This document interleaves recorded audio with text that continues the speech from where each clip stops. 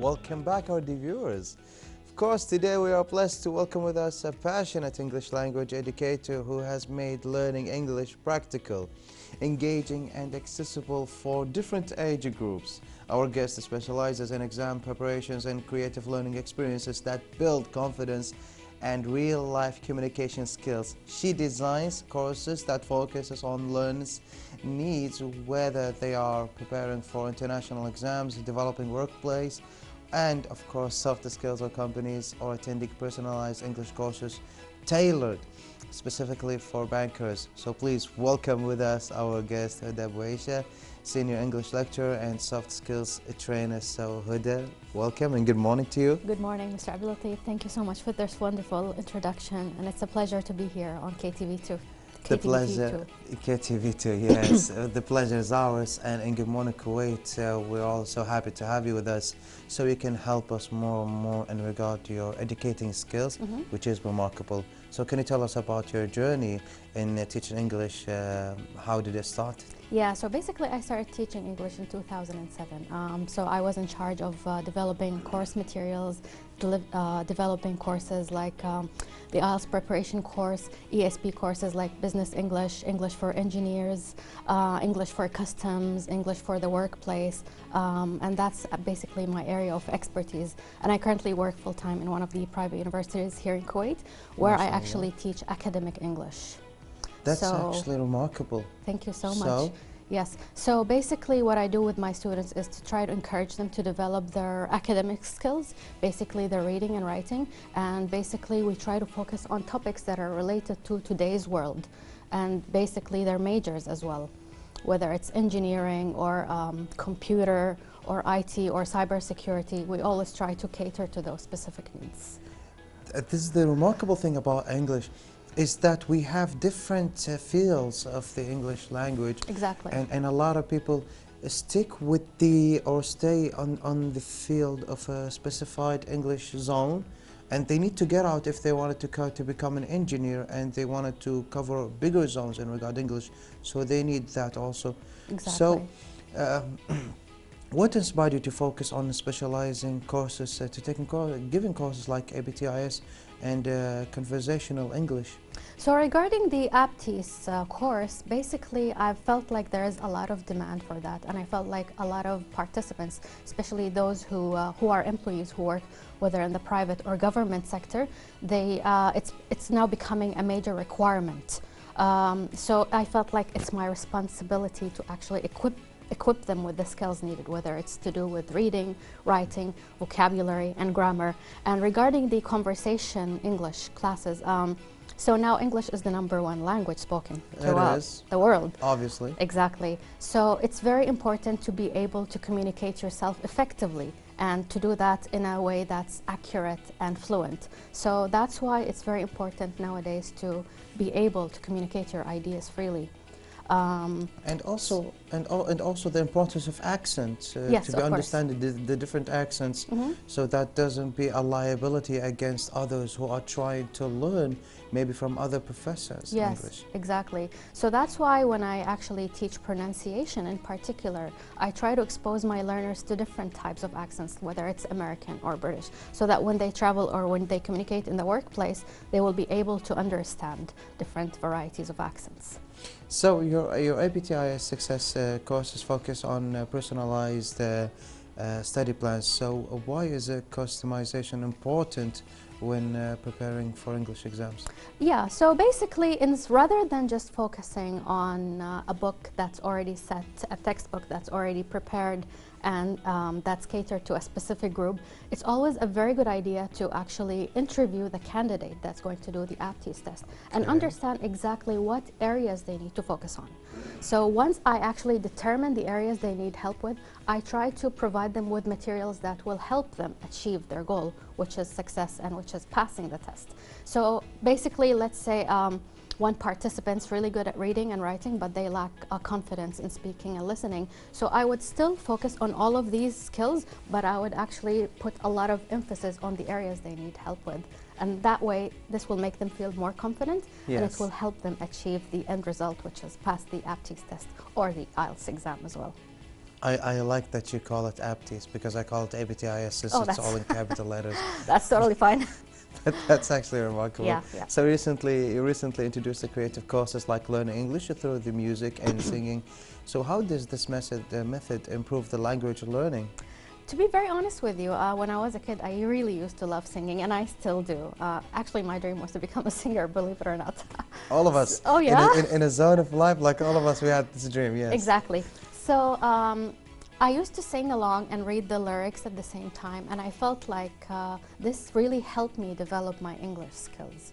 So I really didn't have to learn grammar when I was a kid. I really didn't have to memorize the vocabulary. All I had to do was listen to music, read the lyrics, and I felt like it really helped me become more confident and more fluent.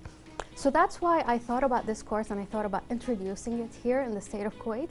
And basically my participants have been really happy about the results. And I've been hearing a lot of good feedback because, you know, now they can sing and they know like the pronunciation, especially when they sing several times. Pronunciation, It helps them with their pronunciation. And they also learn idioms because a lot of the songs have, you know, idioms like out of the blue or, you know,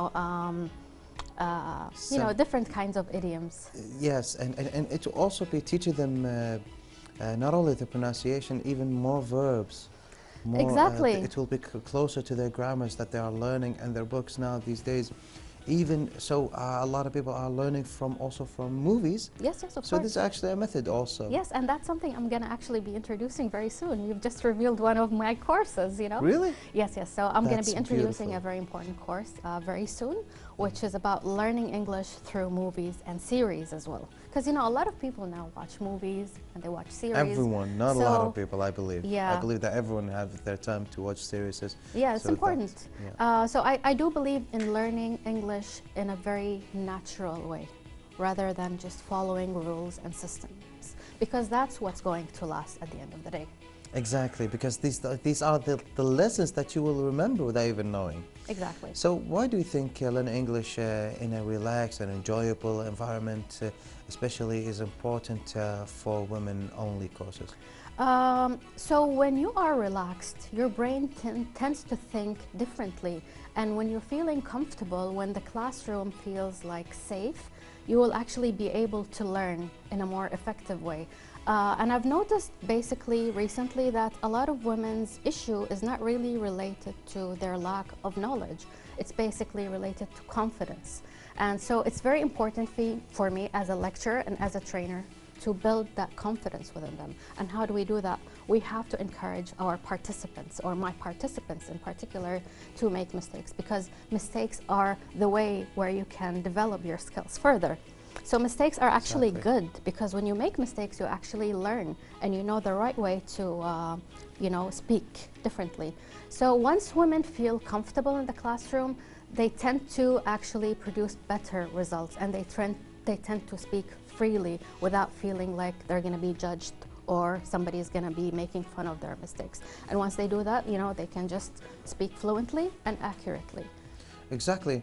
I believe that making mistakes in life in general, it will be like putting down the pens where you will know your next milestone. So next time you will taking the same action, but this time you will not fail in it. I believe you will be making even more success. Exactly, and it's very important to learn from those mistakes as well, because that's life. We make mistakes, we learn from them, and then we move on. We go and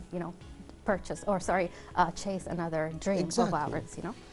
Imagine, Huda, if there was life without making mistakes. Exactly. Like, doesn't exist. It doesn't exist, and it's going to be like very plain. Exactly. It's going to be like faded. Mm-hmm. So we needed to make it more colorful. Yeah. And I believe the only way is by having low and up, down, black and white. Mm-hmm. So in that, I believe it's a necessity for everyone to make the mistakes. You're absolutely right, yeah. So how do your courses balance fun activities with a real language progress and measurable results? So fun activities are essential in order to keep students motivated. So it's very important, for example, for me as a lecturer to, once I plan for my lessons, some of the lessons, to be very honest with you, might be a little bit boring. So I always try to teach them in a different way that is fun. So maybe by playing games online, integrating technology in the classroom is very important. So I always try to teach in a fun way, maybe related to their lives, tell them about my stories, because I'm their lecturer, so they would be interested to hear about me.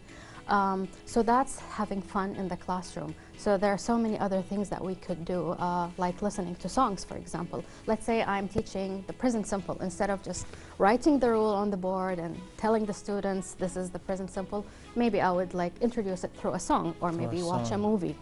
So I always try to introduce fun in my classroom. Okay, fun events. Exactly, while making sure that they're actually there. And I try to assess their learning to make sure they're measurable results by having ongoing assessments. These assessments could be written assessments or speaking assessments. And once I show the students the result, I would give them feedback, and that's when they actually feel that they've produced the language effectively. Well, definitely everyone on your class and everyone who's learning from you is a lucky person. Thank you so much for saying that. Whether it was a he or she. Thank you. And of course, we are lucky here in Mudonah, Kuwait to have you with us. It's my pleasure to be here. Thank you so much. The pleasure is ours. So I believe we reached the end of today's interview. So for your viewers, all the thank to Huda Abuaisha, Senior and English Lecturer. Today. It's my pleasure to be here. The pleasure is ours. So with that, our viewers, now we'll go for a break. Stay tuned for us and we'll be back.